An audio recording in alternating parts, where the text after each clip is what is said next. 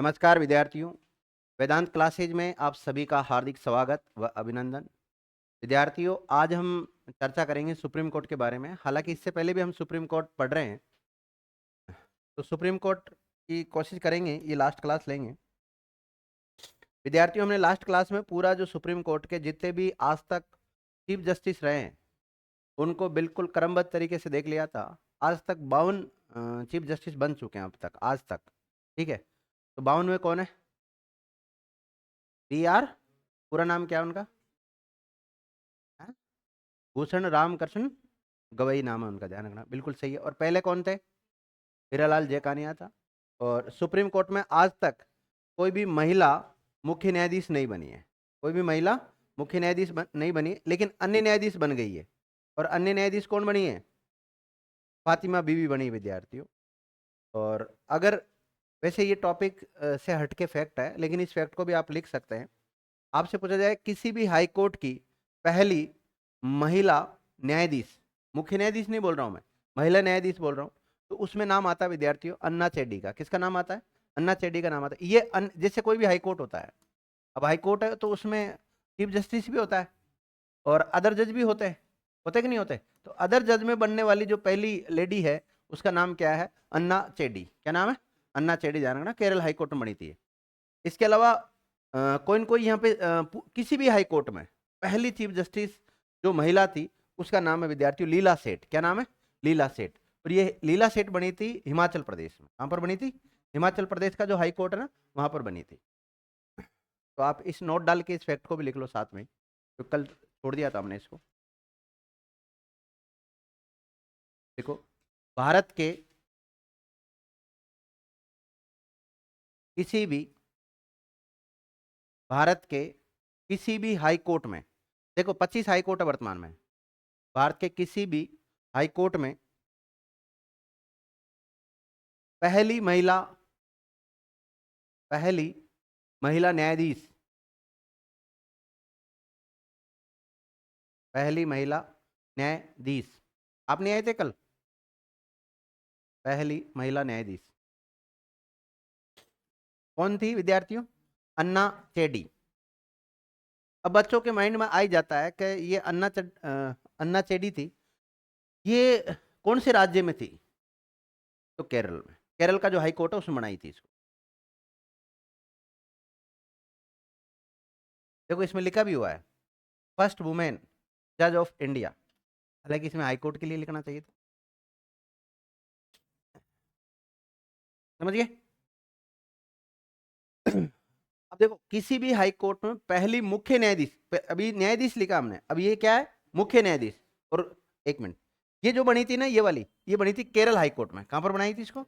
लिख लेना ब्रैकेट में, केरल हाई कोर्ट में। अब अगला फैक्ट लिखो। किसी किसी भी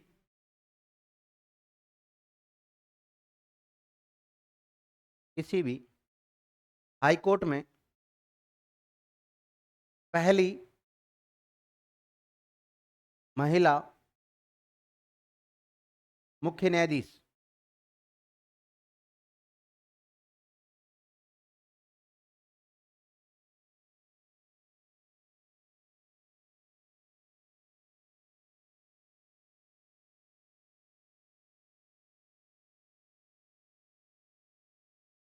ये जो केरल में बनी थी ना, 1959 में बनी थी विद्यार्थी।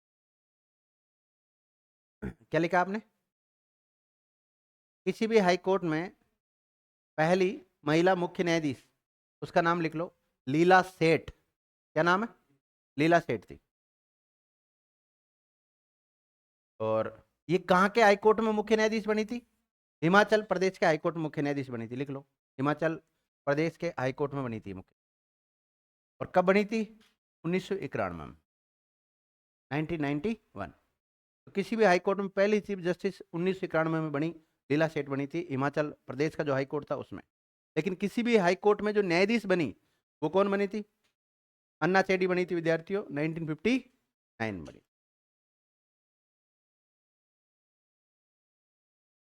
आपसे पूछा जाए भारत की प्रथम महिला अधिवक्ता, लेडी जो एडवोकेट होती वो कौन थी? नोट डालो, पीछे नोट में चल रही सारी बातें है ना। देखो, भारत की प्रथम महिला अधिवक्ता,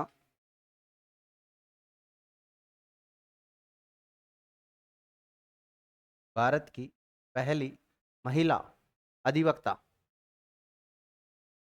लेडी एडवोकेट है ना, सॉरी क्या लिखा, महाधिवक्ता तो लिखा, अधिवक्ता लिखा ना, अधिवक्ता, अधिवक्ता का मतलब होता है वकील, कॉर्नेलिया सोराब जी, कार्नोलिया सोराब जी, ये बनी थी विद्यार्थी पहली महिला अधिवक्ता।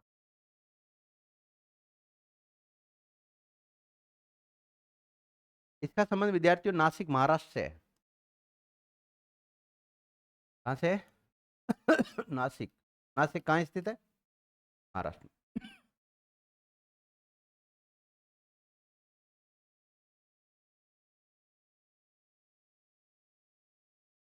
देखो विद्यार्थियों, आपने ये पूरी लिस्ट लिखी है, देखिए ना, इसमें एक एम हिदायतुल्लाह का नाम लिखा होगा आपने, कितने नंबर पे?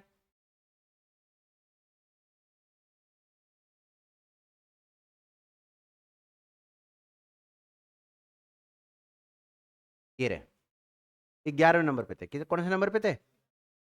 अगर वहां जगह हो तो ठीक है, नहीं तो फिर अलग से लिख लो आप इनके बारे में।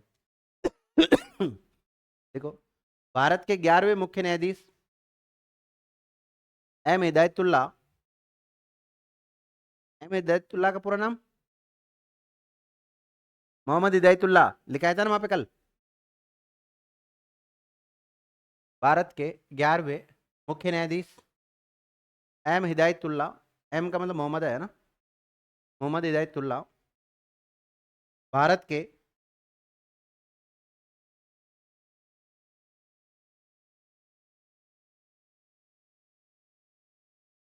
कार्यवाहक राष्ट्रपति, भारत के राष्ट्रपति बने नहीं, कार्यवाहक राष्ट्रपति भी रह चुके हैं।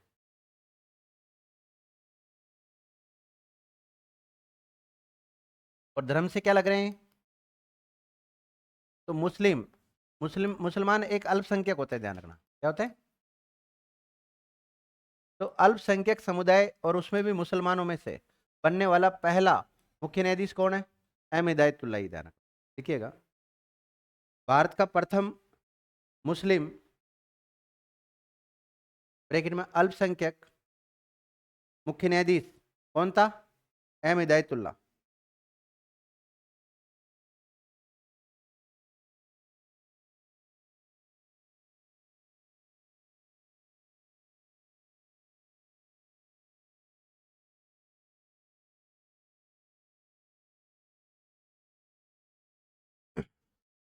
देखो, भारत की जो न्यायपालिका का सिस्टम है वो एक त्रिभुज की भांति है। कैसे है? त्रिभुज की भांति है। यहाँ सबसे ऊपर होता है सुप्रीम कोर्ट, कौन होता है? फिर कौन होते हैं?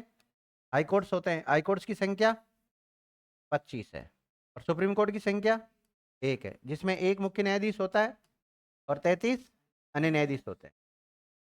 फिर नीचे आ जाते हैं डिस्ट्रिक्ट कोर्ट, जिसको हम सबॉर्डिनेट कोर्ट्स भी बोलते हैं। ओके, अगर हम देखें विद्यार्थियों,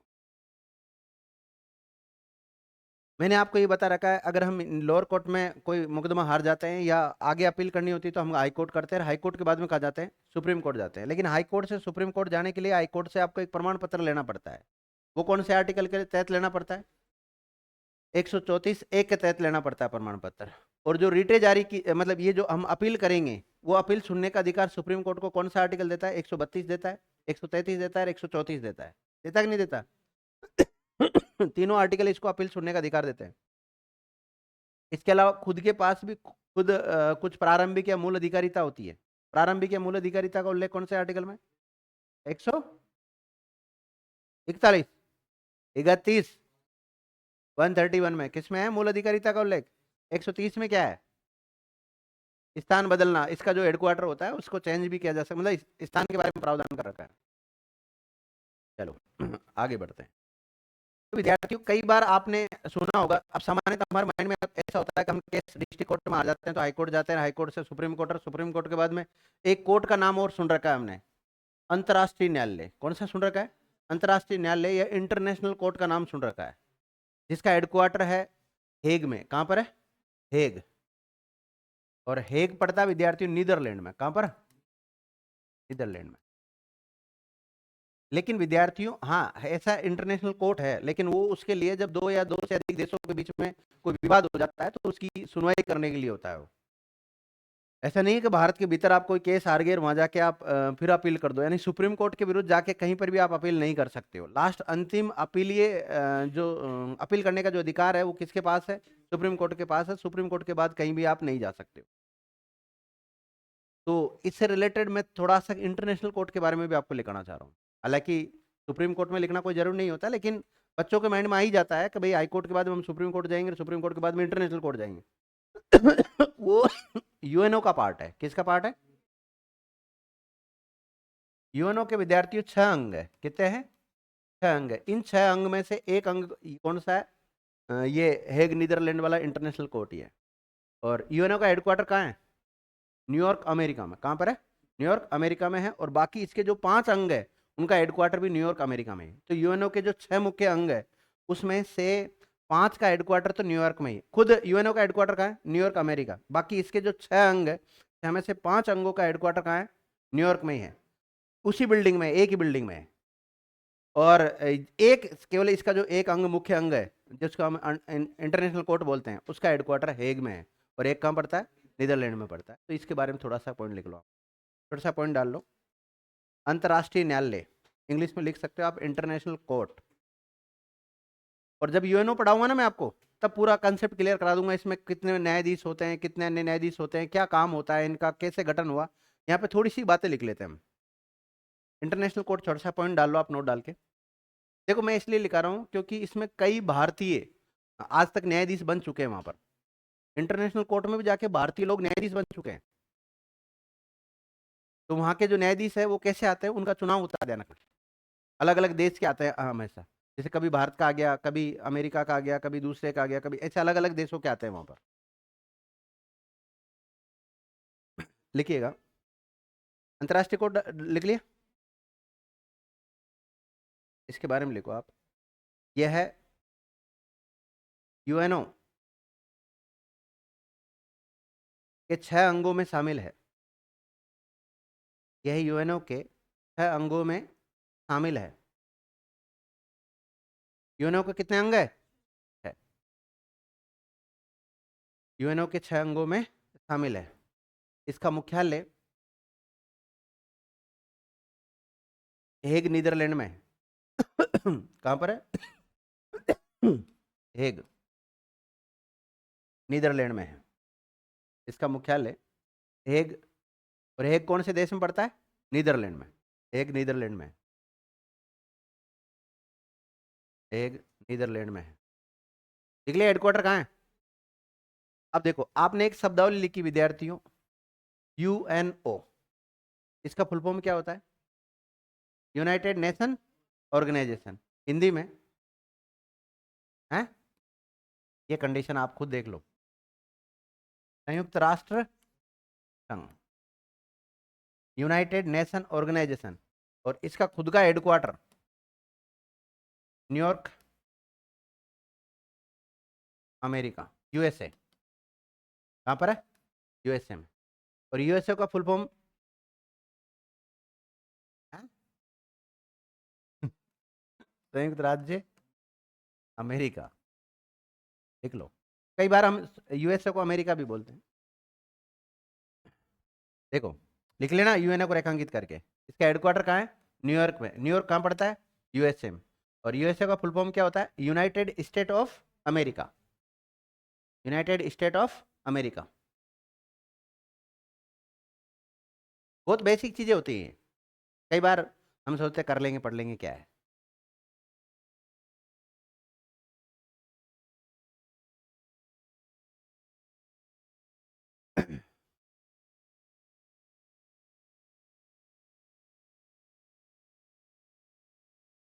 लिखो, इंटरनेशनल कोर्ट में, क्योंकि मुख्य रूप से तो मैं इंटरनेशनल कोर्ट के बारे में लिखा रहा हूं आपको, इंटरनेशनल कोर्ट में अब तक 4 भारतीय व्यक्ति, कितने, 4 भारतीय व्यक्ति न्यायाधीश बने हैं। कितने भारतीयों को न्यायाधीश बनाया गया विद्यार्थी इसमें? 4 भारतीय न्यायाधीशों को, 4 भारतीय व्यक्तियों को न्यायाधीश बनाया गया। किसमें? जो इंटरनेशनल कोर्ट है ना उसमें आज तक 4 शामिल हुए हैं। पहला लिखो सबसे पहले। एक विद्यार्थी एक पॉइंट और बच गया इसमें, आप चाहो तो आपके माइंड में आ रहा होगा। देखिए, यूएनओ की जो स्थापना हुई थी विद्यार्थियों, इसकी यूएनओ की जो स्थापना हुई थी वो 1945 में हुई थी। कब हुई थी? तो इसके जो ये अंग है इनकी स्थापना भी लगभग 1945 में होगी थी। तो इंटरनेशनल कोर्ट की स्थापना भी कब हुई होगी? 1945 में। तो आप लिख सकते हो ब्रैकेट में इसकी स्थापना कब हुई थी? 1945 में।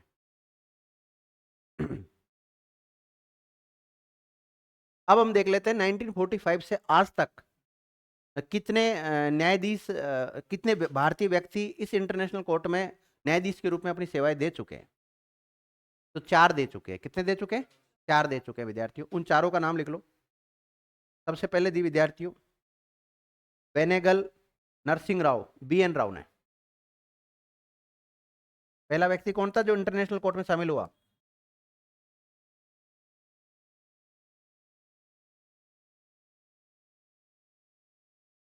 हाँ, भारतीय संविधान जब लिखा जा रहा था तो उसके एक संवैधानिक सलाहकार थे। वो कौन थे? वो भी BN राव ही थे। तो मतलब जो व्यक्ति संवैधानिक सलाहकार हो सकता है वो व्यक्ति इंटरनेशनल कोर्ट में क्यों नहीं जा सकता? जा सकता ना, विधि का जानकार। अच्छा, तो उनका नाम क्या था? BN राव। पूरा नाम लिख लो इनका, बेनेगल नरसिंह राव। बेनेगल नरसिंह राव। ये विद्यार्थी 1952 में बने थे और 1953 तक ही रहे थे। 1952 से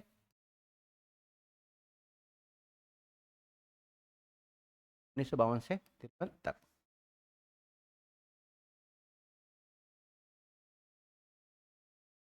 लिख लिए? दूसरा लिखो विद्यार्थियों, नागेंद्र सिंह। नाम पूछे जाते हैं।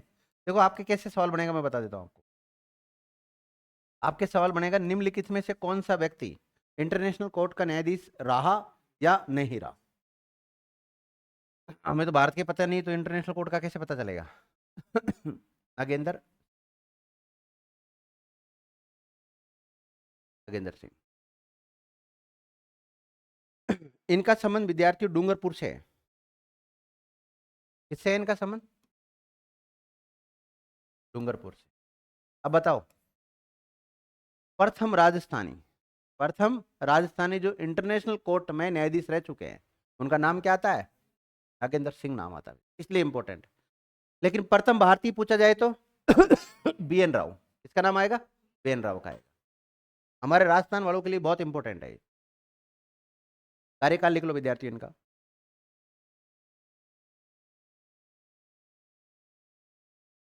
1973 से 1988 तक।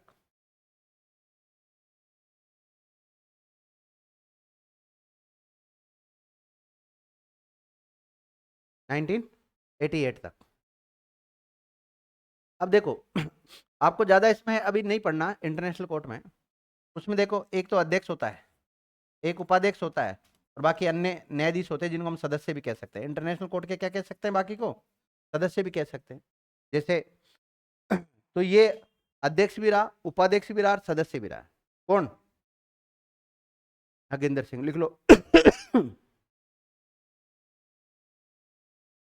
देखिए 1976 से 79 तक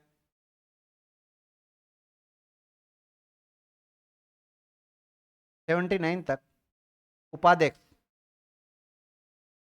क्या रहा? उपाध्यक्ष। तथा 1985 से 88 तक अध्यक्ष रहा।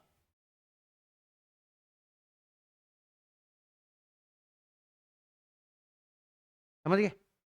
देखिए टोटल इसकी सेवा 73 से स्टार्ट होती है 88 तक।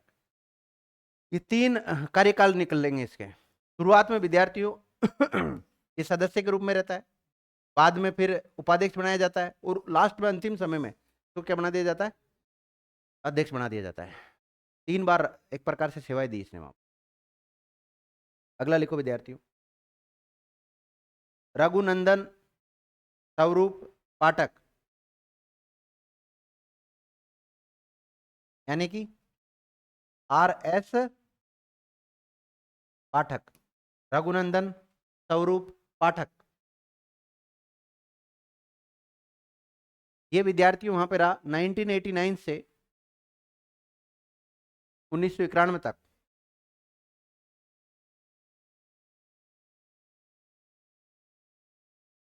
उन्नीस सौ इक्यानवे तक।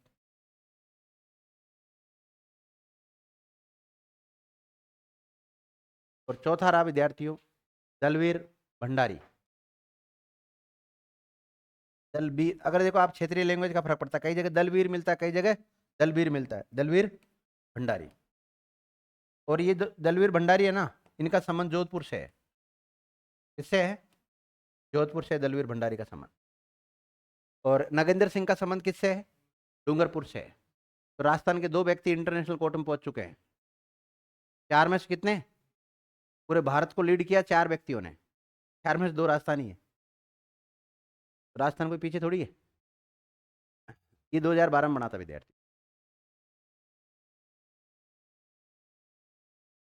कब बना था?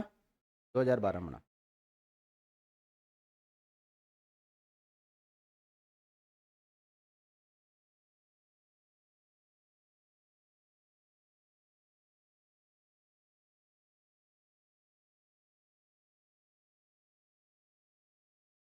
देख लिया?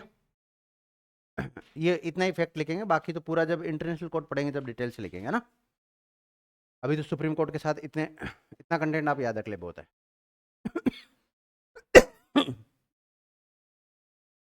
ये लिस्ट आपकी कंप्लीट हो चुकी है। अब मैं आपको कुछ और जानकारी दे दूँ। एक टेबल बनाओ विद्यार्थियों, जिसमें हम सुप्रीम कोर्ट और हाई कोर्ट की तुलनात्मक बातें लिखेंगे। टेबल में ऐसे लिखना है, एक तरफ तो लिखना है आपको क्षेत्राधिकार। क्या लिखना है? क्षेत्राधिकार। और एक तरफ लिखना है सुप्रीम कोर्ट, और एक तरफ लिखना है हाई कोर्ट। क्षेत्राधिकार वाला पार्ट थोड़ा बड़ा कर लेना, और ये सुप्रीम कोर्ट और हाई कोर्ट का छोटा कर लेना। हाँ ना ही लिखना है इनमें बस।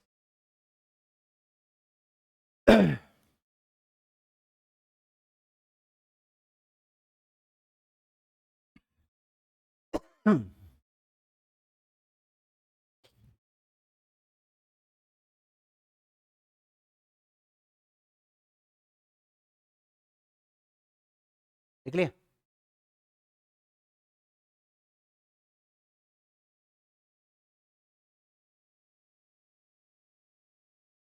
देखो विद्यार्थियों,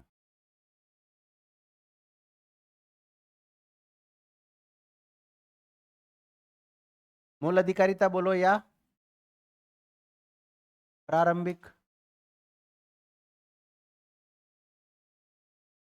अधिकारिता बोलो, बात एक ही है। तो क्या मूल अधिकारिता या प्रारंभिक अधिकारिता का जो क्षेत्राधिकार है, ये सुप्रीम कोर्ट के पास होता है, हाई कोर्ट के पास होता है? सुप्रीम कोर्ट के पास होता है, हाई कोर्ट के पास नहीं होता है। तो इसके पास तो होता है, उसके पास नहीं होता है।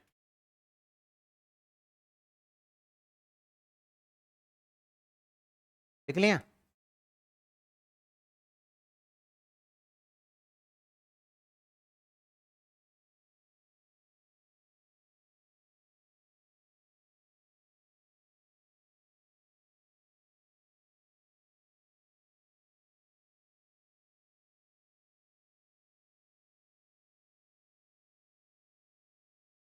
देखो, रिट अधिकारिता, दूसरा क्षेत्राधिकार में क्या लिखोगे?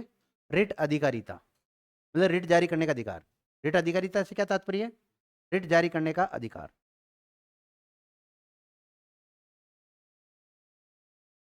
रिट जारी करने का अधिकार। क्या सुप्रीम कोर्ट रिट जारी कर सकता है? हाई कोर्ट रिट जारी कर सकता है?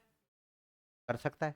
जैसे मेरी बात सुनो, हमने मूल अधिकारों में देखा था आर्टिकल 32 के तहत सुप्रीम कोर्ट 5 प्रकार की रिटें जारी कर सकता है। इसी प्रकार आर्टिकल 226 के तहत हाई कोर्ट भी क्या कर सकता है? रिट जारी कर सकता है। मूल अधिकारों के संदर्भ में करते कि नहीं करते दोनों? तो ये अधिकार दोनों को है। तीसरा,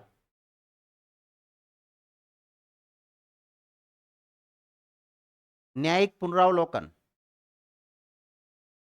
न्यायिक पुनरावलोकन।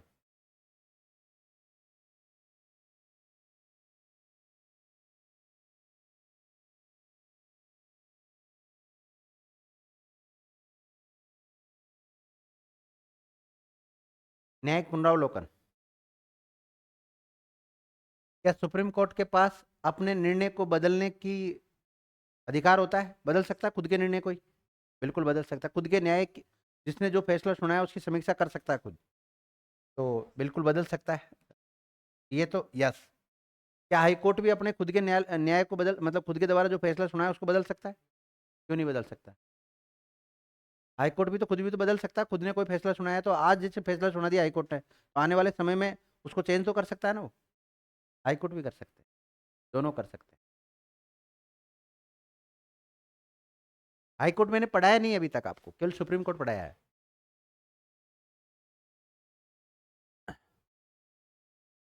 वो जो न्यायिक पुनरावलोकन वाली बात है वो हमने अमेरिका से ली है। वो आर्टिकल 137 में लिखा होगा मैंने आपको, है ना? समझ गए? न्यायिक पुनरावलोकन दोनों कर सकते हैं, सुप्रीम कोर्ट और हाई कोर्ट कर सकते हैं जानना। और कितने पॉइंट हो गए? अगला लिख सकते हैं आप, अपीलीय अधिकारिता, यानी कि अपील सुनने का अधिकार।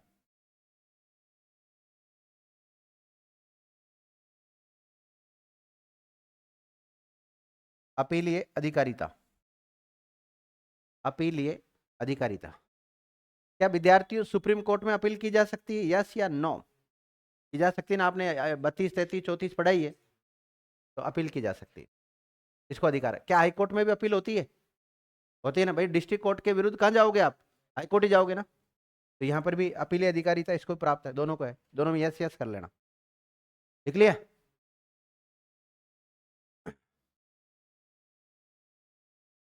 143 आर्टिकल में क्या लिखा हुआ है? राष्ट्रपति सुप्रीम कोर्ट से परामर्श मांग सकता है। तो परामर्श की अधिकारिता, परामर्श। अब देखो, अगर वो सारी चीजें पड़ी हुई है तो आपको ये नॉर्मल लग रहा है, लेकिन नहीं, पहले मैं शुरुआत में लिखा था सर ये क्या लिखा रहे, समझ में नहीं आ रहा। परामर्श की अधिकारिता, परामर्श अधिकारिता। क्या सुप्रीम कोर्ट को परामर्श करने का अधिकार है? यस या नो? यस। कौन से आर्टिकल के तहत? 143 के तहत। हाई कोर्ट को?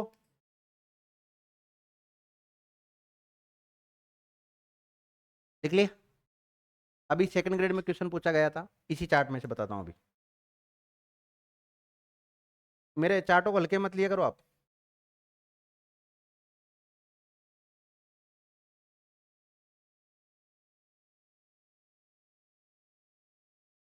एक होता है विद्यार्थियों अधीक्षण की शक्ति। क्या होती है? आगे हाईकोर्ट में पढ़ेंगे हम। अधीक्षण की शक्ति या अधिकारिता भी बोल सकते हैं इसको। अधीक्षण की शक्ति क्या सुप्रीम कोर्ट के पास होती है? नो। क्या हाई कोर्ट के पास होती है? यस। देखिए विद्यार्थी, फिर ऐसे कथन बनाता है वो एग्जामिनर, परामर्श की शक्ति सुप्रीम कोर्ट के पास होती है, हाई कोर्ट के पास नहीं। ये इसका उल्टा बना देता है। इसी प्रकार यह बना देता है, मूल अधिकारिता हाई कोर्ट के पास है, सुप्रीम कोर्ट के पास नहीं। फिर जैसे हम इसको लिखे ना, वास्तव में का अधीक्षण की शक्ति सुप्रीम कोर्ट के पास होती है, हाई कोर्ट के पास नहीं, तो इस बात को हम मान लेते हैं। वो भाई सुप्रीम कोर्ट तो सुप्रीम है, उसके पास होती होगी, हाई कोर्ट के पास नहीं होती होगी। लेकिन देखो ये शक्ति हाई कोर्ट के पास है, लेकिन सुप्रीम कोर्ट के पास नहीं। तो कई मामले ऐसे हैं जिनमें सुप्रीम कोर्ट से ज्यादा शक्तियां किसी हाई कोर्ट को प्राप्त है? देख लो विद्यार्थी, देख लिया? इस चलाओ, चलो उतार लिया आपने? ये हो गया विद्यार्थी, एक तुलनात्मक चार्ट था, एक कंप्लीट करवा दिया मैंने। अब आप ऐसे लिख सकते हैं, सुप्रीम कोर्ट की स्वतंत्रताएं, सुप्रीम कोर्ट की स्वतंत्रता।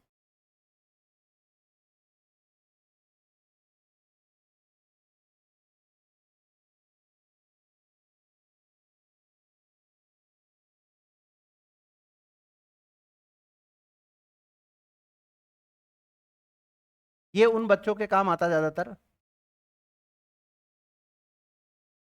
ये स्वतंत्रताएं उन बच्चों के काम आता है जो मेंस लिखते हैं। जैसे आप आरएस की तैयारी कर रहे हैं, तो आरएस में प्री के बाद मेंस लिखना पड़ेगा आपको। तो उसमें आपसे कह दिया जाए कि सुप्रीम कोर्ट की स्वतंत्रता, उससे क्या तात्पर्य है? 50 शब्दों में लिखो, 100 शब्दों में लिखो, 200 शब्दों में लिखो, 500 शब्दों में लिखो, जो भी है। 400 शब्दों से ज़्यादा नहीं पूछा जाता। अधिकतम निबंधात्मक प्रश्न जो आता है वो कितने शब्दों में लिखना होता है? 400 शब्दों में लिखना होता है। समझ गए? तो क्या स्वतंत्रता है इनको?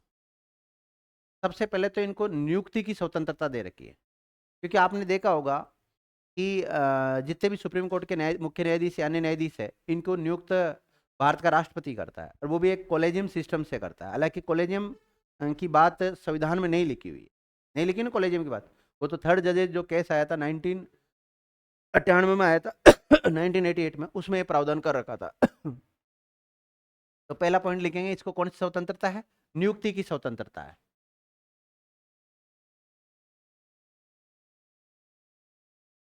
नियुक्ति की, कई बार जैसे हम कॉलेज के एग्जाम देते हैं तो उसमें केवल पॉइंट बनाना आना चाहिए, बाकी उसके अंदर तो हम लिख सकते हैं। ऐसे ही जब आप मेंस में लिखे तो पॉइंट बनाना तो आना चाहिए ना आपको, फिर बाद की बात है उसके भीतर लिखना कितना है, वो अपने ऊपर डिपेंड करेगा। तो नियुक्ति की स्वतंत्रता है, ये स्वतंत्रता विद्यार्थियों, नियुक्ति की स्वतंत्रता, इसमें लिख सकते हो चाहो तो आप। सुप्रीम कोर्ट के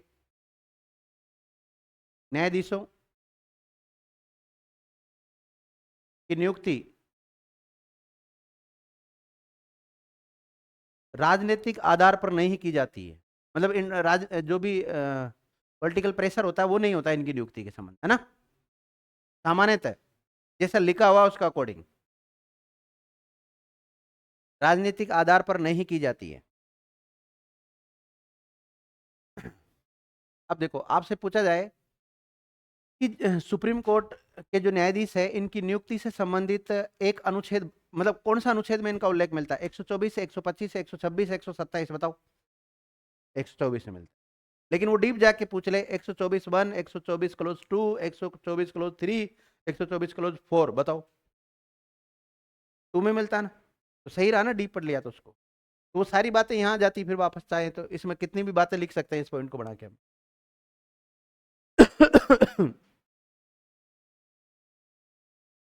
दूसरा देखो, इनको कार्यकाल की स्वतंत्रता भी दे रखी है।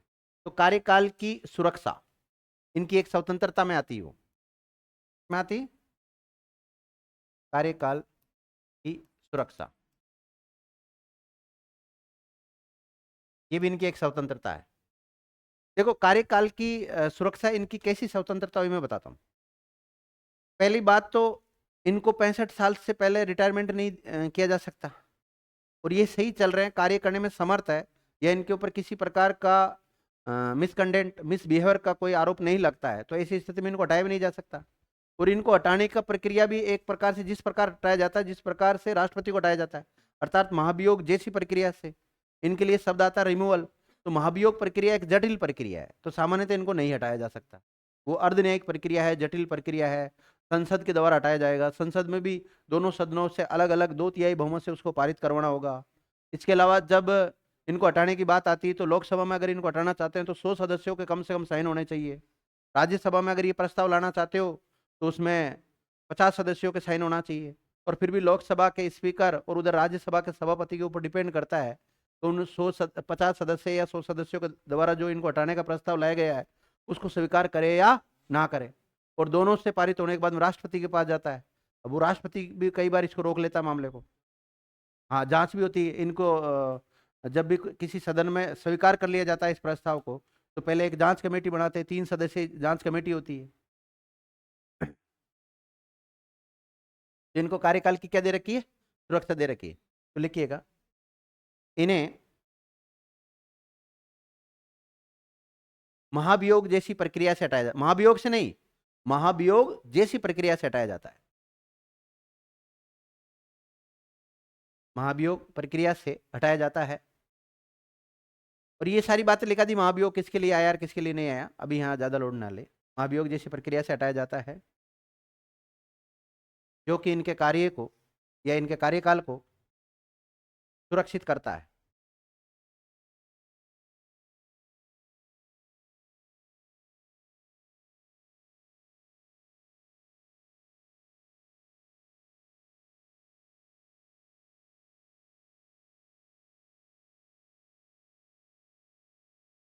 इनकी जो सेवा शर्तें हैं वो भी निश्चित है।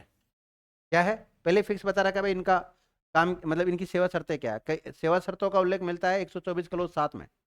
और 124 क्लोज 7 में स्पष्ट रूप से लिखा हुआ है कि रिटायरमेंट के बाद में वो कहीं किसी भी न्यायालय में वकालत नहीं कर सकता। देख लो, निश्चित सेवा शर्तें हैं, ये भी इसकी क्या है, स्वतंत्रता है। 5वां पॉइंट लिख सकते हैं। देखिए विद्यार्थियों, अच्छा अच्छा अच्छा, पॉइंट ये गलत बना दिया क्या, नहीं लोड क्यों ले रहे हो, ये लो तीसरा कर देते हैं, तो चौथा कर देते हैं, कोई फर्क नहीं पड़ता। अगर हम इनके वेतन भत्तों की बात करें, तो इनके वेतन भत्तों का उल्लेख आर्टिकल 125 में मिलता है। इनके वेतन भत्ते संसद के द्वारा तय किए जाते हैं, और इनके वेतन भत्ते भारत की संचित निधि पर भारित होते हैं। भारत की संचित निधि पे जिनके भी वेतन भत्ते होते हैं, उन पे किसी प्रकार का संसद में मतदान वगैरह नहीं होता है। तो लिखिएगा, इनके वेतन भत्ते भारत की संचित निधि से भारित होते हैं। इसमें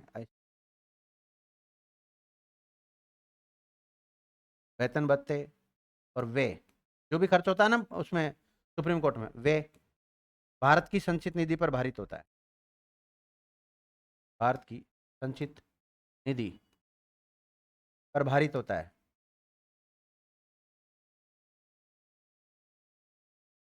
संचित निधि को क्या कहते हैं हम, समय कितने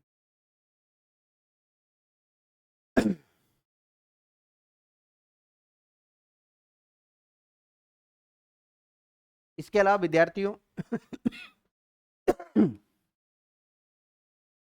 सुप्रीम कोर्ट के मुख्य न्यायाधीश चाहे अन्य न्यायाधीश, उनका जो भी आचरण रहा है, जो भी वो फैसले सुनाते हैं, उनके ऊपर किसी संसद में या किसी राज्य के विधानमंडल में डिबेट नहीं होती, चर्चा नहीं होती, बहस नहीं होती है। केवल एक ही बार चर्चा या बहस की जाती है, वो उस समय की जाती है जब इनको हटाने की बात होती है। बाकी सामान्य परिस्थितियों में इनके बारे में संसद में किसी प्रकार की कोई चर्चा नहीं होती है। भाई जब हटाएंगे, महाभियोग प्रस्ताव लेके आएंगे, तब तो इनके बारे में चर्चा होगी, लेकिन सामान्य परिस्थितियों में नहीं होती है। देखिएगा, सुप्रीम कोर्ट के, 5वां लिखो ना, सुप्रीम कोर्ट के न्यायाधीशों के आचरण पर बहस नहीं हो सकती। बहस ब्रैकेट में चर्चा लिख सकते हो आप, चर्चा नहीं की जाती, बहस या चर्चा नहीं की जाती। अभी बहस और चर्चा कहाँ होती है, या तो संसद में हो या राज्यों के विधानमंडल में। लिखिएगा, महाभियोग के अलावा, इसमें लिखना है महाभियोग, भाई भाई महाभियोग के दौरान तो चर्चा होगी ना। महाभियोग के अलावा सुप्रीम कोर्ट के न्यायाधीशों के विरुद्ध या सुप्रीम कोर्ट के न्यायाधीशों के आचरण, सुप्रीम कोर्ट के न्यायाधीशों के आचरण पर संसद में पब्लिक राज्यों के विधानमंडल में, संसद में, पब्लिक राज्यों के विधानमंडल में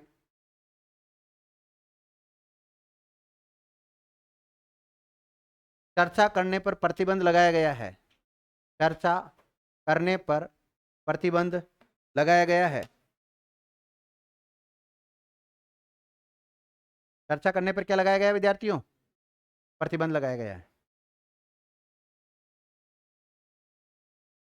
तो ये भी इसकी एक प्रकार से क्या हो गई? स्वतंत्रता हो गई। हुई कि नहीं हुई स्वतंत्रता इसकी? छठा पॉइंट ये लिख सकते हैं आप इसके बारे में। आपको पता है जब भी अगर कोई मतलब ये एक अभिलेख न्यायालय होता है, अर्थात इसकी कोई अवमानना करेगा तो उसको दंड भी दे सकता है। देखिएगा, अवमानना करने पर दंड दे सकता है। छठा पॉइंट क्या लिखोगे? अवमानना करने पर दंड का प्रावधान किया गया, जो कि इसकी एक स्वतंत्रता है। अवमानना करने पर दंड का प्रावधान। अब देखो विद्यार्थी, यहां सारी बातें लिखाने का कोई औचित्य नहीं, आपको खुद को पता है। जब मैंने पहले आपको आर्टिकल 129 में सारी बातें लिखा दी, तो आप ज्यादा ज्यादा इतना कर सकते हैं, अधिक जानकारी के लिए कौन सा आर्टिकल पढ़ लें आप? 129 पढ़ लें, क्योंकि 129 में लिखा हुआ है कि सुप्रीम कोर्ट एक अभिलेख न्यायालय होगा। क्या लिखा हुआ है? एक अभिलेख न्यायालय होगा। और इस अभिलेख न्यायालय से तात्पर्य विद्यार्थी यह है, इसको दो प्रकार की शक्तियां होती है। इसके जो भी फैसले होते हैं, जो भी फैसले होते हैं उनको रिकॉर्ड में रखा जाता है। इसमें रखा जाता है, रिकॉर्ड में रखा जाता है, जिन्हें लोअर कोर्ट या अधीनस्थ जितने भी कोर्ट बने हुए वो सारे साक्ष्य के रूप में यूज लेते हैं। इसके रूप में साक्ष्य, साक्ष्य को एविडेंस कहते हैं, साक्ष्य के रूप में यूज लेते हैं। और दूसरी बात यह है कि अगर कोई इसकी अवमानना करता है, क्या करता है? अवमानना करता है, तो अवमानना करने पर सुप्रीम कोर्ट के द्वारा उस व्यक्ति या संस्था को 6 माह का कारावास या 2000 रुपए जुर्माना या फिर दोनों से दंडित किया जा सकता है। तो ये इसकी स्वतंत्रता हुई कि नहीं हुई बताओ? कोई इनके खिलाफ बोल नहीं सकता, बोलेगा तो उसको पनिश किया जा सकता है। चाहो तो आप ये बात लिख लो, नहीं लिखना चाहते हो तो अनुच्छेद 129 का अध्ययन करें। किसका अध्ययन करें? अनुच्छेद 129। और मैंने पढ़ा दिया आपको अनुच्छेद 129, पढ़ाया ना आपको? क्या लिखा हुआ है अनुच्छेद 129 में? सुप्रीम कोर्ट एक अभिलेख न्यायालय होगा।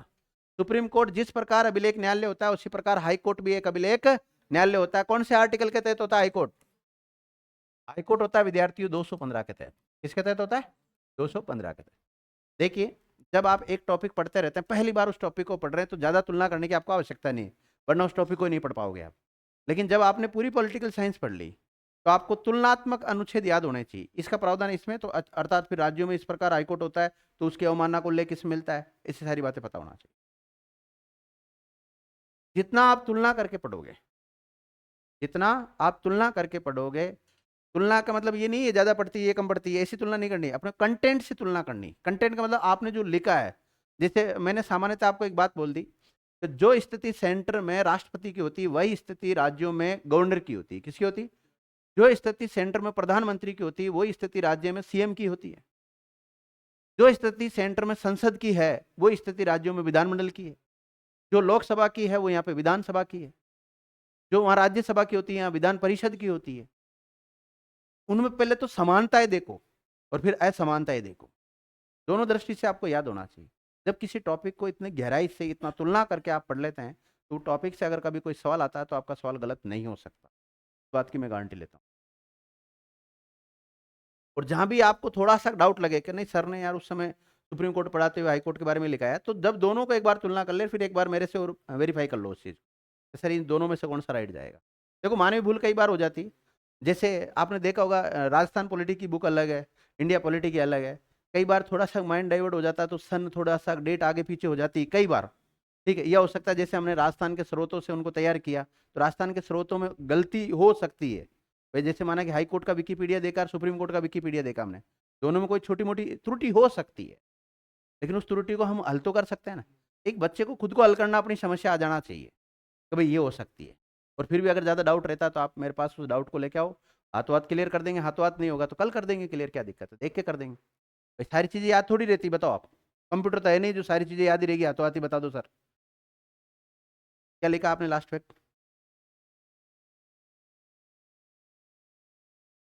आर्टिकल 147 में क्या है? हैं? व्याख्या है, निर्वचन दे रखा है।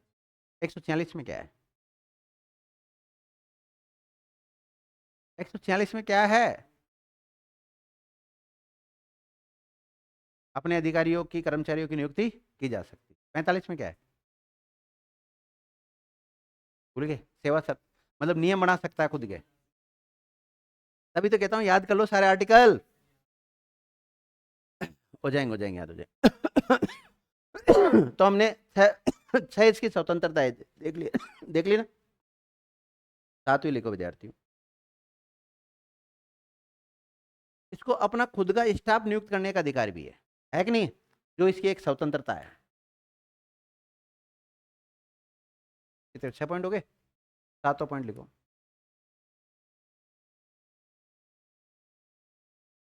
सुप्रीम कोर्ट अपना स्वयं का, या सुप्रीम कोर्ट को स्वयं का स्टाफ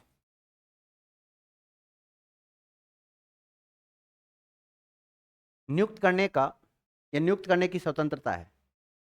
नियुक्त करने की स्वतंत्रता है। ये सुप्रीम कोर्ट की स्वतंत्रता हुई कि नहीं हुई? अब देखो विद्यार्थी, इसका जो स्टाफ है, चाहे इसमें कोई अधिकारी वर्ग हो, चाहे इसमें कोई लोअर, यानी कि जिनको हम कर्मचारी कहते हैं, कर्मचारी हो, इनकी भर्ती खुद कर सकता है।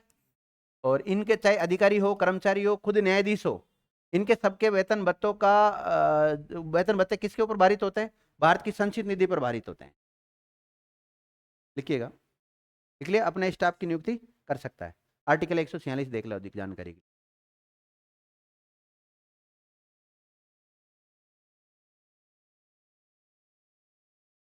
लिखिएगा, सुप्रीम कोर्ट का मुख्य न्यायाधीश, तो इसी में ही, इसमें लिखना आपको ना, साथ में, सातवां पॉइंट है इसमें। सुप्रीम कोर्ट का मुख्य न्यायाधीश बिना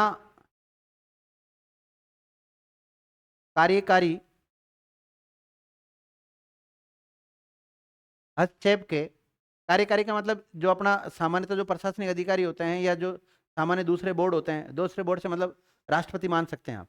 राष्ट्रपति और जो प्रधानमंत्री होता है, विधायिका और जो कार्यपालिका होती है ना, इसका इंटरफेयर नहीं होता। क्योंकि देखो आपने देखा होगा लोकतंत्र के 3 स्तंभ है, एक तो विधायिका, एक कार्यपालिका, ये जो कार्यकारी इसका मतलब कार्यपालिका से लिया गया, ध्यान रखना। और एक होता है न्यायपालिका। क्या होता है? न्यायपालिका। तो इन न्यायपालिकाओं के कर्मचारियों की जब नियुक्ति कर रहे हैं, अधिकारियों की नियुक्ति कर रहे हैं, तो इनका कोई इंटरफेयर नहीं होता है, इनका कोई इंटरफेयर नहीं है, ध्यान, यही बात लिखाना चाह रहा हूं मैं। कार्यकारी के हस्तक्षेप के अधिकारियों एवं कर्मचारियों की, हस्तक्षेप लिखूं क्या? हस्तक्षेप के अपने अधिकारियों और कर्मचारियों की नियुक्ति करने का अधिकार दिया गया है, अधिकार दिया गया है। लिख लिया? अब देखो विद्यार्थियों, और जो इन अधिकारी और कर्मचारियों को जो नियुक्त किया गया है, इनकी अगर सेवा शर्तों की बात करें हम, इसकी, भाई आप किसी सेवा में ले रहे हो तो सेवा की शर्तें भी तो होती है कि भाई आप, आपके ये कर्तव्य होंगे, ये काम करना पड़ेगा, अगर नहीं करोगे तो आपको अयोग्य घोषित कर दिया जाएगा।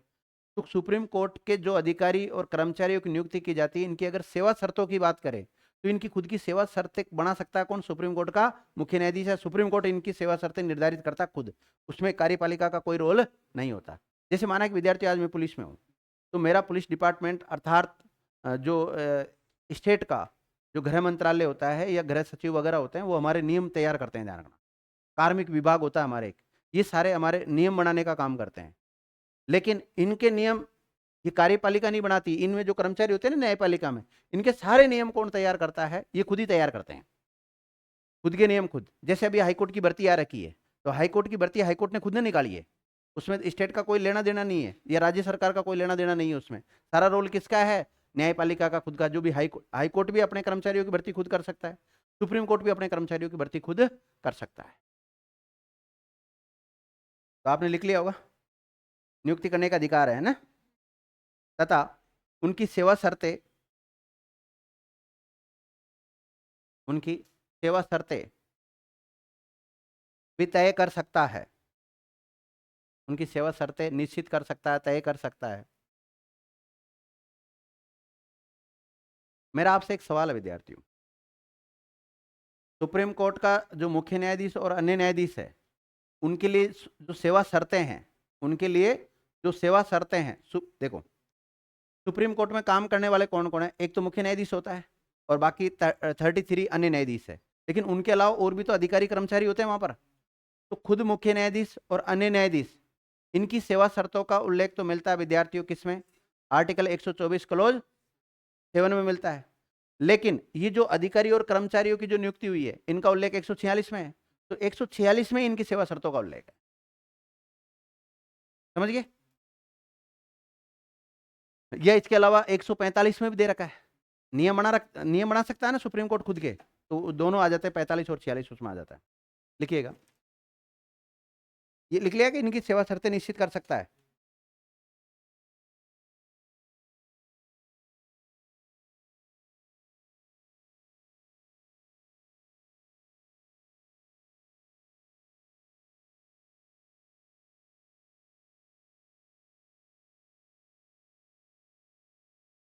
देखो,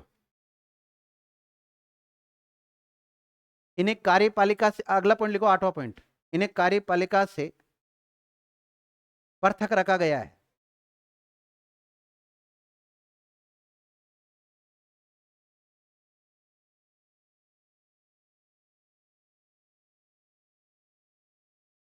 इन्हें कार्यपालिका से पृथक रखा गया है, और ये तो संविधान में लिखा हुआ है कि न्यायपालिका एक क्या होगी, स्वतंत्र निकाय होगा, ध्यान रखना।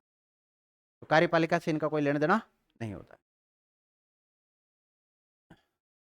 इसके अलावा जब इनको एक बार अपॉइंट कर दिया जाता है, तो नियुक्ति के बाद में इनके वेतन भत्तों में किसी प्रकार की कोई कटौती नहीं की जा सकती। तो टेंशन नहीं है कि भाई एक बार नियुक्त हो गए तो अगर सरकार के खिलाफ बोल दिया तो सरकार हमारे वेतन भत्ते घटा देगी, तो वो भी टेंशन नहीं है, तो ये स्वतंत्र होकर काम कर सकते हैं। देखिएगा, नियुक्ति के बाद, 9वां पॉइंट, नियुक्ति के बाद वेतन भत्तों में कटौती नहीं की जा सकती।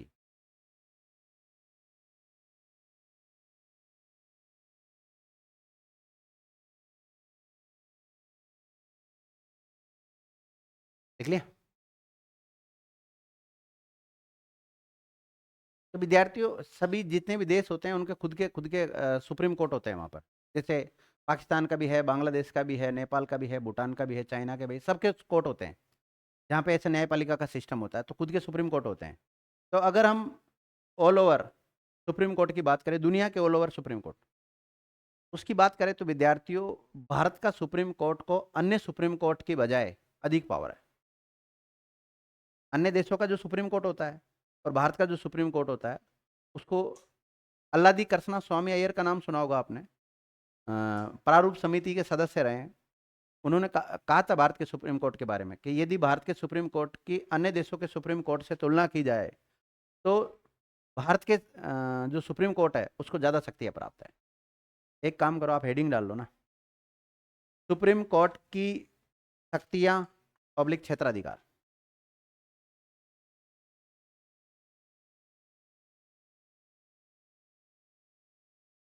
सुप्रीम कोर्ट की शक्तियाँ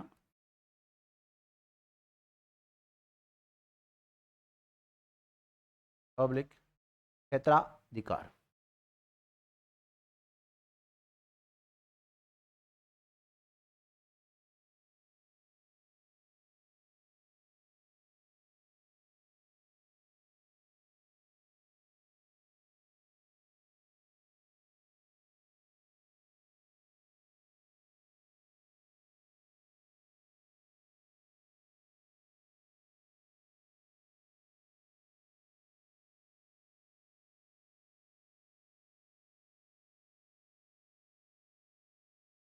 लिखो, नोट डाल के लिखो, अल्लादी कृष्ण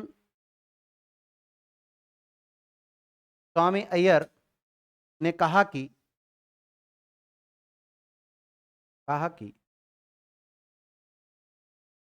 भारत के सुप्रीम कोर्ट को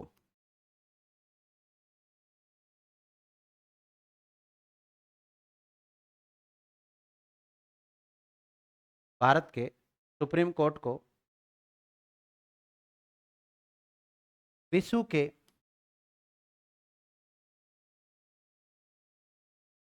अन्य सुप्रीम कोर्ट की तुलना में सुप्रीम कोर्ट की तुलना में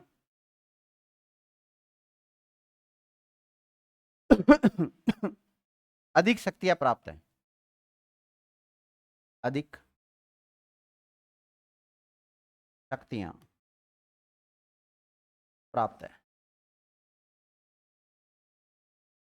ये बात किसने बोली विद्यार्थियों?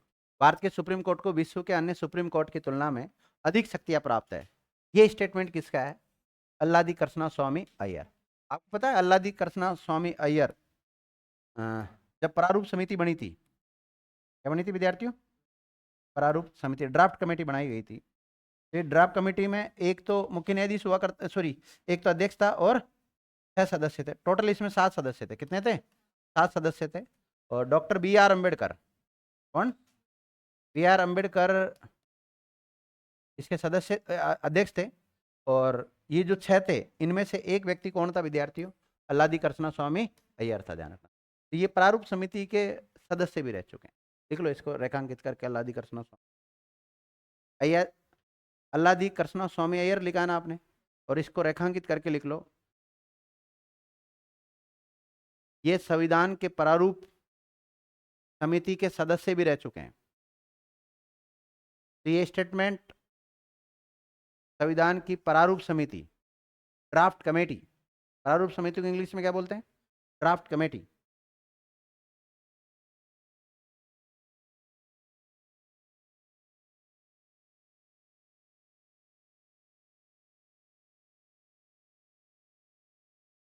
लिख लिया? तो आपने हेडिंग डाली सुप्रीम कोर्ट की शक्तियां और क्षेत्राधिकार। तो इन क्षेत्राधिकार या शक्तियों को लेकर जो प्रारूप कमेटी के एक पूर्व सदस्य रह चुके हैं जिनका नाम है अल्लादी कृष्णा स्वामी अय्यर, उनका एक स्टेटमेंट है, वो भी मैंने आपको लिखा दिया। अब हम लिखेंगे इनकी शक्तियां, क्षेत्राधिकार क्या है सुप्रीम कोर्ट की। इसमें पहला पॉइंट लिख सकते हैं आप, या पहले शक्तियों का नाम लिख लो आप। कौन कौन सी शक्तियां इनको प्राप्त है, नाम नाम लिख लो पहले।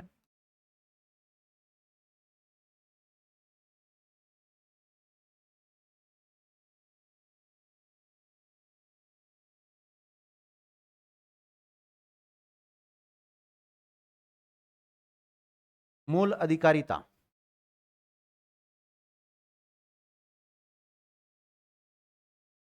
मूल अधिकारिता, या इसको हम प्रारंभिक अधिकारिता बोल सकते हैं। प्रारंभिक अधिकारिता की शक्ति प्राप्त है इसको, ना?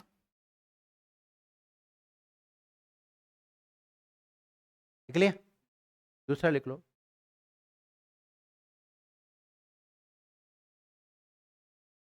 न्यायाधीश का क्षेत्राधिकार।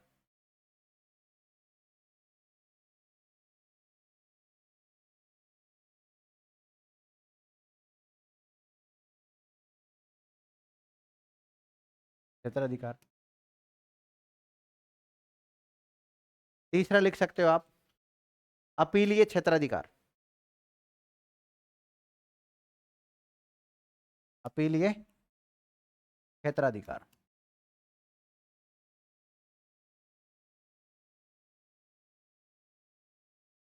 चौथा लिख सकते हो विद्यार्थियों आप, सलाहकार क्षेत्राधिकार। सलाह देने की शक्ति प्राप्त है ना इसको, सलाहकार का क्षेत्राधिकार।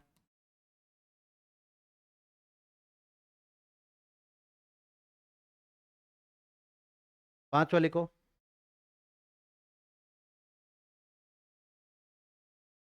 अभिलेख न्यायालय की शक्तियां। अभिलेख न्यायालय की शक्तियां।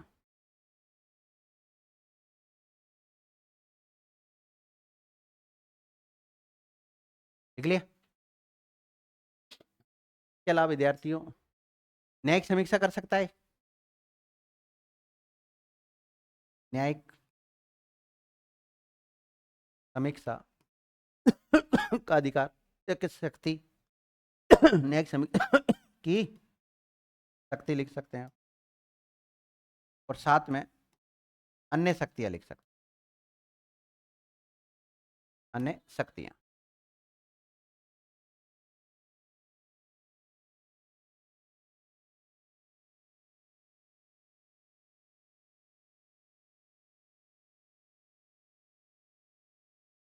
लिख लिया। इसमें पहला लिखो मूल अधिकारिता या प्रारंभिक अधिकारिता की क्षेत्राधिकारिता, या जो भी लिखना चाहते हो, मूल अधिकारिता। लिख लिया। और कौन सा आर्टिकल पढ़े इसके रिगार्डिंग? अनुच्छेद 131 का अध्ययन करें। इसका अनुच्छेद 131 का अध्ययन करें। देखो विद्यार्थियों, कुछ मामले ऐसे होते हैं जिसमें केवल सुप्रीम कोर्ट सुनवाई कर सकता है, जैसे दो या दो से अधिक राज्यों के बीच में कोई विवाद हो गया हो, केंद्र सरकार और किसी राज्य सरकार के बीच में विवाद हो गया हो, राष्ट्रपति और उपराष्ट्रपति के चुनाव संबंधित कोई मामला हो, तो उनकी सुनवाई भी कौन करता है? सुप्रीम कोर्ट करता है। वो किस प्रारंभिक अधिकारिता मूल अधिकारिता में आता है। मतलब प्रारंभिक अधिकारिता उसको कहते हैं जिनमें केवल सुप्रीम कोर्ट को सुनवाई करने का अधिकार हो, अन्य न्यायालय को ना हो। समझ गए इस बात को? और मैंने आपको अच्छी तरह मूल अधिकारिता आर्टिकल 131 में अच्छी तरह लिखाई सारी बातें। तो उन्हीं बातों को दोबारा अगर लिखना चाहते हो तो लिख सकते हो, नहीं तो कोई जरूरी नहीं। और इन्हीं क्लासों के साथ मैंने पढ़ाया, कोई अदर चैप्टर में पढ़ाया होता तो वो बात अलग थी, लेकिन इसी टॉपिक के साथ उसको लिखा है, तो यहाँ दोबारा लिखने का कोई औचित्य है क्या? नहीं है ना। लेकिन आप जब भी कभी आपसे पूछा जाए कि इसकी शक्तियां या क्षेत्राधिकार के बारे में लिखो, तो वो सारी बातें आपको यहाँ लिखनी पड़ेगी। यहाँ तो केवल मैंने पॉइंट डलवा दिया आपको, लेकिन आपको सारी बात लिखनी पड़ेगी विद्यार्थी। अब लिखो आप न्यायाधीश। इसको अगर संधि करोगे तो न्यायाधीश हो जाएगा। ये क्या हो जाएगा? न्यायाधीश।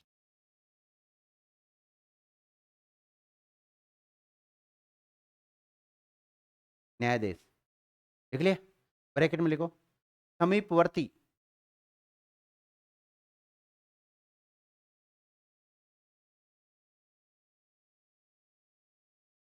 समीपवर्ती में क्या लिखा था?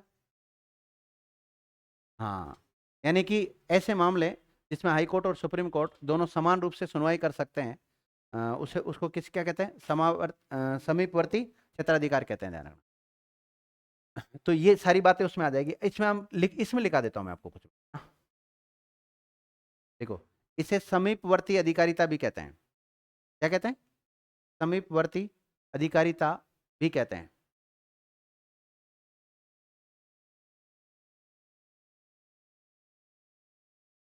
अर्थात ऐसे मामले जिसमें सुप्रीम कोर्ट और हाई कोर्ट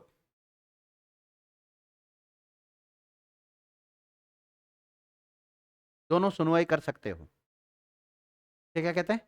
समीपवर्ती।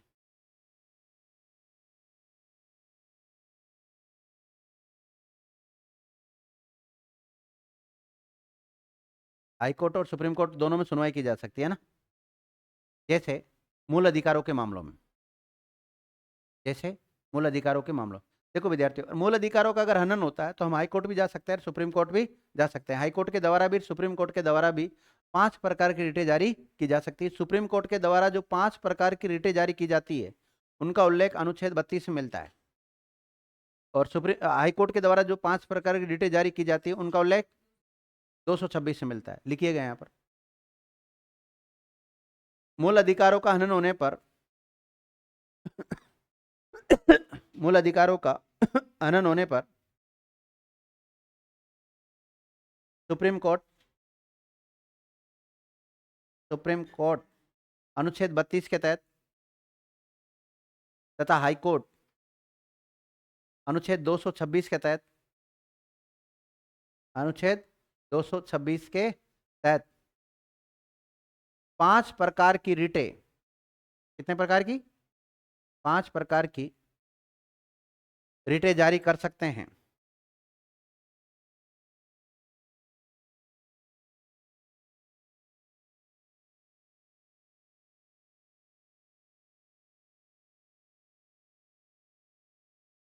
सुप्रीम कोर्ट भी कर सकता है और हाई कोर्ट भी कर सकता है। सुप्रीम कोर्ट करेगा वो कौन से आर्टिकल के तहत करेगा? आर्टिकल 32 के तहत करेगा। और अभी हम किसी हाई कोर्ट के बारे में पढ़ रहे हैं, सुप्रीम कोर्ट के बारे में पढ़ रहे हैं? सुप्रीम कोर्ट के बारे में पढ़ रहे हैं। हाई कोर्ट का उल्लेख कौन से आर्टिकल मिलेगा? 226 में। किसे मिलेगा? 226। अब देखो, सुप्रीम कोर्ट अगर माना कि किसी व्यक्ति के मूल अधिकारों का हनन हो गया, तो वो व्यथित व्यक्ति होता है। वो क्या होता है? व्यथित व्यक्ति, पीड़ित व्यक्ति। माना कि मेरे मूल अधिकारों का हनन हो रहा है, तो मैं पीड़ित व्यक्ति हुआ कि नहीं हुआ? हुआ ना? तो मैं उस मामले को लेकर सुप्रीम कोर्ट में रिट दायर की जा सकती है, या सुप्रीम कोर्ट के द्वारा, खुद के द्वारा भी रिट जारी कर दी जाती है। तो वो जो उसके द्वारा रिट जारी की जाती है, उसका उल्लेख किसमें मिलता है? आर्टिकल 32 में। और ऐसी रिट जारी करके सुप्रीम कोर्ट के द्वारा उस पीड़ित व्यक्ति को राहत प्रदान की जा सकती है। मतलब उसका मूल अधिकारों का उल्लंघन हुआ तो उसको वापस मूल अधिकारों को लागू करवा देगा सुप्रीम कोर्ट, तो उसको राहत मिलेगी ना भाई। हाँ, तो लिखिएगा आप लोग, सुप्रीम कोर्ट को यह अधिकार है कि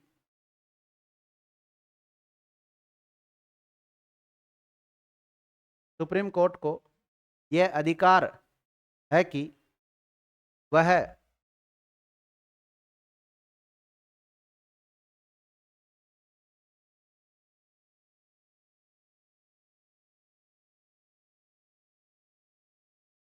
वह बंदी प्रत्यक्षीकरण, कौमा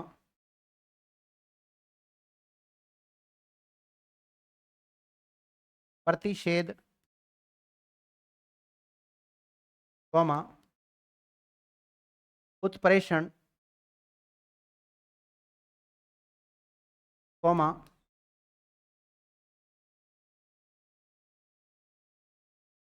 परमादेश और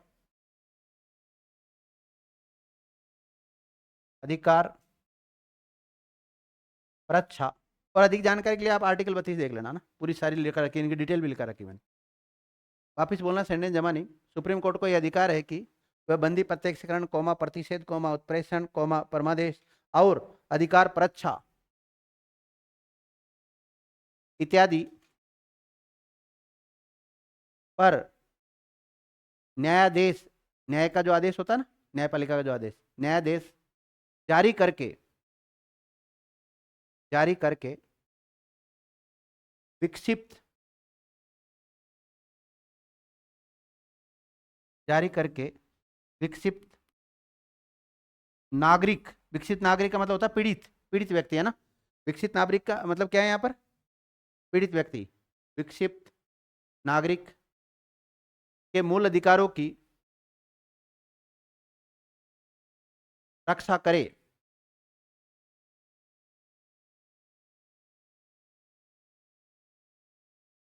देखो विद्यार्थियों, सुप्रीम कोर्ट को अधिकार दे रखा है, सुप्रीम कोर्ट के पास शक्ति है, पावर है, क्षेत्राधिकार है उसका। क्या है? कि वो बंदी प्रत्यक्षीकरण, प्रतिषेध, उत्प्रेषण, परमादेश, अधिकार परीक्षा, इससे रिलेटेड ऑर्डर जारी करे, रिट जारी करे, और उस रिट जारी करके जो पीड़ित व्यक्ति है उसके मूल अधिकारों का क्या करे? वो रक्षा करे, उनको लागू करवाए। और ये सारा पावर सुप्रीम कोर्ट को कौन सा आर्टिकल देता है? 32 देता है विद्यार्थी। और ये का ये पावर हाईकोर्ट को भी है, लेकिन वो हाईकोर्ट को कौन सा आर्टिकल पावर देता है? संविधान का कौन सा आर्टिकल देता है? 226 देता है। और अब आपके माइंड में आ रहा होगा सर बंदी प्रत्यक्षीकरण क्या होता है, प्रतिषेध क्या होता है, उत्प्रेषण क्या होता है, परमादेश क्या होता है, अधिकार परीक्षा क्या होता है? तो मैंने आपको एक टॉपिक पढ़ाया है, मूल अधिकार। क्या पढ़ाया? मूल अधिकार।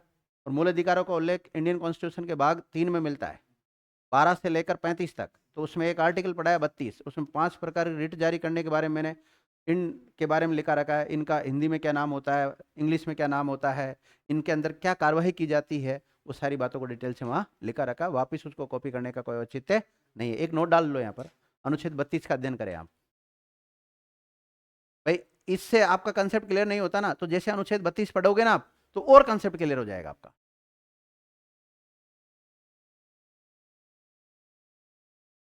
देखो, संविधान के द्वारा सुप्रीम कोर्ट को, सेकंड पॉइंट में लिखना है न्यायाधिकारी के इसमें, न्यायाधीश वाले में, इसमें मतलब यही पॉइंट चल रहा है अभी तक। क्या लिखा है? संविधान के द्वारा सुप्रीम कोर्ट को नागरिकों के मूल अधिकार, नागरिकों के मूल अधिकारों के रक्षक,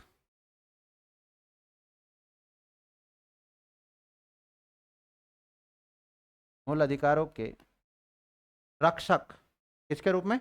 रक्षक एवं गारंटर, रक्षक एवं गारंटर के रूप में स्थापित किया गया है।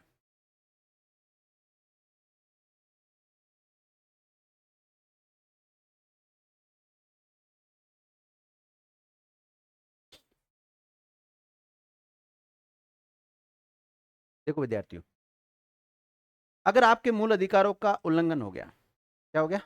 आपके मूल अधिकारों का उल्लंघन हो गया तो आप सीधे सुप्रीम कोर्ट में भी जा सकते हो। तो ऐसी स्थिति में सुप्रीम कोर्ट को मूल अधिकारिता प्राप्त हो जाती है। क्या प्राप्त हो जाती? मूल अधिकारिता यानी प्रारंभिक अधिकारिता। प्रारंभिक अधिकारिता उसको कहते हैं जिसमें मतलब सुनवाई की शुरुआत सुप्रीम कोर्ट के द्वारा की जाती हो। कैसे? देखो, आपने देखा होगा कई बार कि भाई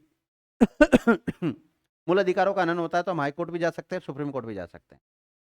अगर कोई राज्य सूची का कोई मामला है और उससे रिलेटेड आपका हनन हुआ है तो आप कहाँ जाओगे? High court. और वही अगर संघ सूची का कोई मामला है और उसको लेकर आपका मूल अधिकारों का हनन हुआ है तो आप कहाँ जाओगे? सुप्रीम कोर्ट जाओगे। जाओगे कि नहीं जाओगे? तो वो स्वतः ही उसकी मूल अधिकारिता में आ जाता है। लिखिएगा,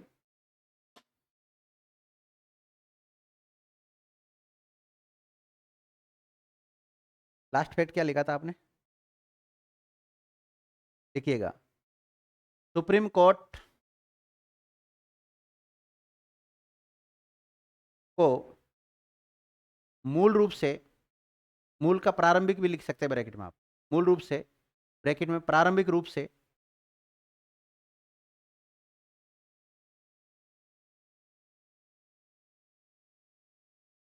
मूल न्यायाधिकारिता भी प्राप्त है, मूल न्यायाधिकारिता भी प्राप्त है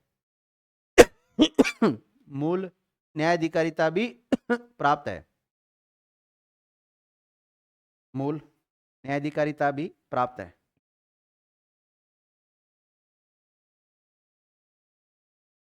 जिसमें नागरिक को यह अधिकार प्राप्त है कि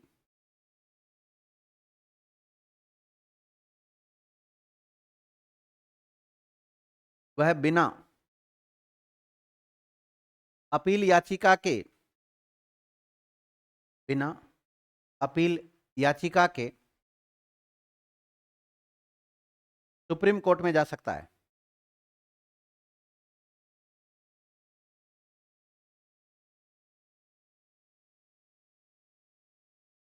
देखो, संघ सूची के मामले में अगर आपका मूल अधिकारों का हनन हो गया तो कहां जाओगे? सुप्रीम कोर्ट जाओगे। और राज्य सूची के विषय में अगर कोई आपका हनन हुआ तो कहां जाओगे? और समवर्ती सूची में कोई विषय शामिल है उसमें हुआ तो आप हाई कोर्ट भी जा सकते हो और सुप्रीम कोर्ट भी जा सकते हो, डिपेंड करता है आपके ऊपर। और समवर्ती सूची के मामले में दोनों ही अपनी रिट जारी कर सकते हैं, हाई कोर्ट भी कर सकता है और सुप्रीम कोर्ट भी कर सकता है। दोनों में टकराव हो गया तो किसका मान्य होगा? सुप्रीम कोर्ट का मान्य होगा। इतनी बातें तो आपको समझ में आ गई होगी। तो मूल अधिकारों, मूल अधिकारिता के नहीं सॉरी, मूल अधिकार, फंडामेंटल राइट्स, इनके संबंध में जो ये 5 प्रकार की रिटें जारी करता है तो सुप्रीम कोर्ट भी करता है और हाई कोर्ट भी जारी करता है। तो हम ये कह सकते हैं कि सुप्रीम कोर्ट का विशेषाधिकार नहीं है। विशेषाधिकार उसको कहते हैं जो केवल एक को ही होता है, तो विशेषाधिकार नहीं है क्योंकि ये अधिकार हाई कोर्ट को भी होता है। लिखिएगा,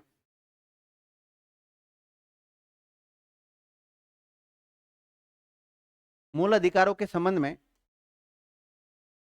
मूल अधिकारों के संबंध में सुनवाई करने का अधिकार, सुनवाई, हियरिंग बोलते हैं ना इसको, सुनवाई करने का अधिकार, ब्रैकेट में हियरिंग लिख सकते हो, सुनवाई करने का अधिकार सुप्रीम कोर्ट का विशेषाधिकार नहीं है। सुप्रीम कोर्ट का विशेषाधिकार नहीं है,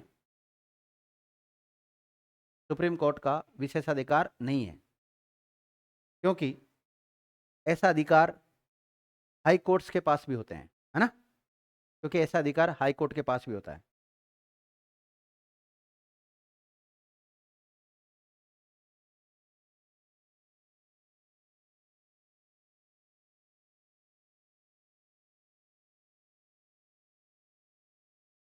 ठीक है, 2 पॉइंट अपने कंप्लीट हो गए। कौन कौन से? एक तो मूल अधिकारिता वाला मामला और एक न्याय आदेश वाला। न्याय आदेश वाले को हम समीपवर्ती अधिकारिता भी कह सकते हैं। और तीसरा कौन सा आएगा? अपीलीय क्षेत्राधिकार। तो लिखो तीसरा पॉइंट डाल के, सुप्रीम कोर्ट का अपीलीय क्षेत्राधिकारिता।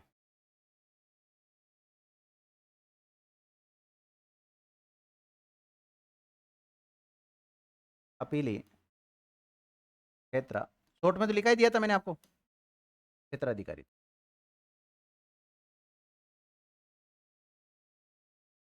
लिखो विद्यार्थियों, सुप्रीम कोर्ट में निचली अदालतों के फैसलों के विरुद्ध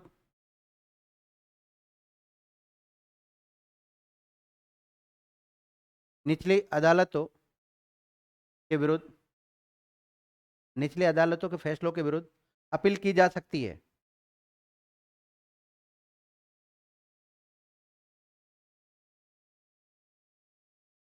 अपील की जा सकती है। जैसे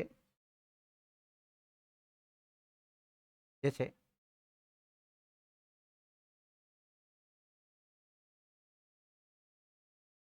संवैधानिक अपील, अनुच्छेद 132 का अध्ययन करें। दूसरा, दीवानी मामलों में अपील, दीवानी मामलों की अपील। ये संवैधानिक मामलों की अपील लिख लेना ना, और इसमें क्या लिखोगे? दीवानी मामलों की अपील और अनुच्छेद 133। चौथा, तीसरा, फौजदारी मामलों की या दांडिक मामलों की, फौजदारी मामलों की अपील लिखते रहना हाथों हाथ, अनुच्छेद 134। और इन सब प्रकार की अपील करने के लिए आपको अनुच्छेद 134 के तहत एक प्रमाण पत्र लेना होता है। क्या लेना होता है? और यह प्रमाण पत्र जारी कौन करता है? हाई कोर्ट के द्वारा ये प्रमाण पत्र जारी किया जाता है। देखो, 2 प्रकार से जारी कर सकता है ये, या तो स्वयं अपनी इच्छा के अनुसार, या फिर आपके कहने पर, आपके कहने पर, रिक्वेस्ट करने पर ये प्रमाण पत्र आपको दे देगा, या खुद स्वप्रेरणा से भी कर देता है। और ये सारी बातें मैं आपको लिखा चुका हूँ। इसके अलावा कई मामले ऐसे होते हैं विद्यार्थियों, जिनको सुप्रीम कोर्ट अपने पास मंगवा लेता है विशेष इजाजत से। किससे मंगा लेता है? विशेष इजाजत या जत से अपने पास मंगा लेता है, अनुच्छेद 136 के। देख लो इनको।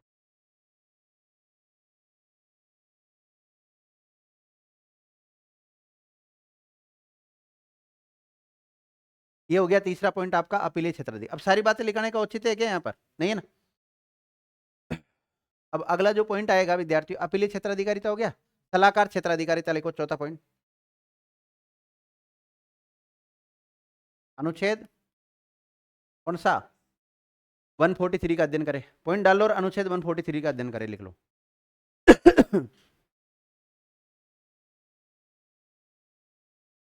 लिख लिया? क्या लिखेंगे आप सलाहकार में? आपने देखा होगा, राष्ट्रपति के द्वारा सुप्रीम कोर्ट से परामर्श मांगने पर सुप्रीम कोर्ट उसको क्या देता है? सलाह देता है, और एक संवैधानिक पीठ का गठन करता है। और 1950 से पहले का मामला तो सलाह देगा, देने के लिए बाध्य होगा। 1950 के बाद का है तो सलाह देने के लिए बाध्य नहीं होगा। 1950 से पहले के मामले, बाद के मामले में जो भी सलाह दी गई है उसको राष्ट्रपति मान भी सकता है और नहीं भी मान सकता, वो राष्ट्रपति के ऊपर डिपेंड करता है। अगला लिखो, पांचवा, अभिलेख न्यायालय की शक्ति प्राप्त है सुप्रीम कोर्ट को, यस या नो?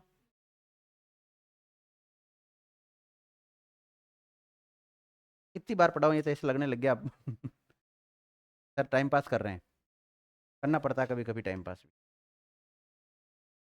अभिलेख न्यायालय के बारे में आप लिख सकते हैं, अनुच्छेद 129 का अध्ययन करें, यानी कि अनुच्छेद 129 को वैसा का वैसा चेप दो इधर लाके। हाँ, क्या है अनुच्छेद 129 में? अनुच्छेद 129 में क्या है? सनेहा आप आए थे क्या 129 में? बोलो। सुप्रीम कोर्ट एक अभिलेख न्यायालय होगा। अभिलेख न्यायालय से क्या तात्पर्य है? सुप्रीम कोर्ट के जितने भी फैसले होंगे सारे रिकॉर्ड में रखे जाएंगे, और सुप्रीम कोर्ट की अगर कोई अवमानना करता है तो उसको दंडित किया जा सकता है। कितना? 6 माह का कारावास, 2,000 रुपये जुर्माना, या फिर दोनों।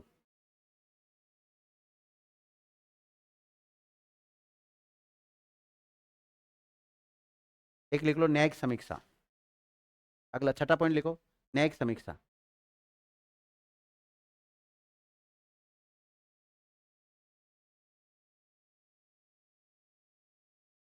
न्यायिक समीक्षा, न्यायिक समीक्षा में आप लिख सकते हो अनुच्छेद 137। कौन सा? अनुच्छेद 137 का अध्ययन कर। 137 में सारी बातें मैं लिखा चुका हूं।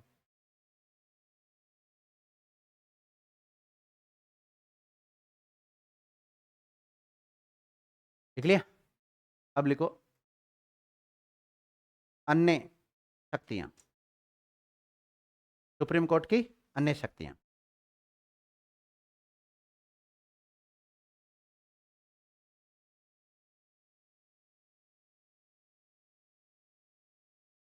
अन्य शक्तियां,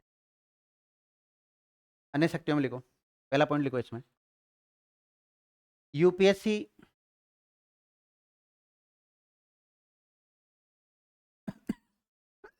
यूपीएससी के अध्यक्ष व सदस्यों, देखो यूपीएससी के अध्यक्ष और सदस्यों को हटाते हैं तो हटाने से पहले उनकी जांच होती है, ध्यान रखना। ठीक है, यूपीएससी के अध्यक्ष और सदस्य के व्यवहार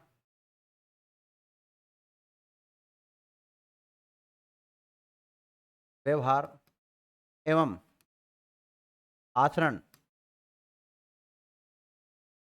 की जांच करना।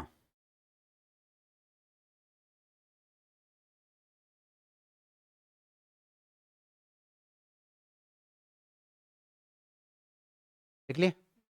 इसके अलावा विद्यार्थियों किसी हाई कोर्ट में कोई मामला पेंडिंग पड़ा है तो उस मामले को एक हाई कोर्ट से दूसरे हाई कोर्ट में ट्रांसफर कर सकता है या अपने पास मंगवा के उसका निपटारा कर सकता है। देखिएगा, कोई ऐसा मामला जो किसी हाई कोर्ट में पेंडिंग है, पेंडिंग का मतलब विचाराधीन है ना, विचाराधीन है, तो उस मामले को किसी अन्य हाई कोर्ट में भेजकर किसी अन्य हाई कोर्ट में स्थानांतरित कर सकता है ना। दूसरे कोर्ट में भेजेगा मतलब क्या है? स्थानांतरित करना। किसी अन्य हाई कोर्ट में भेजकर अथवा स्वयं के पास मंगवाकर, स्वयं के पास मंगवाकर उसका निपटारा कर सकता है उसका निपटारा कर सकता है।